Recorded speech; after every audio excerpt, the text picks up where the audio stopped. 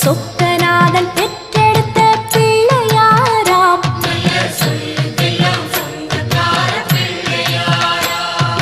கைலாய மலைய விட்டு தெற்கே வந்தாராம். இந்த பிள்ளையாரு பட்டி கண்டு இருந்து விட்டாராம்.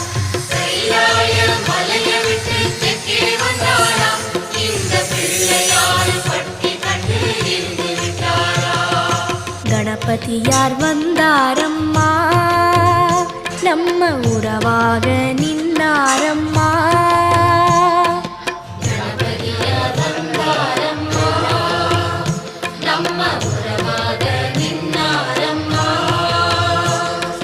சொக்கநாதன்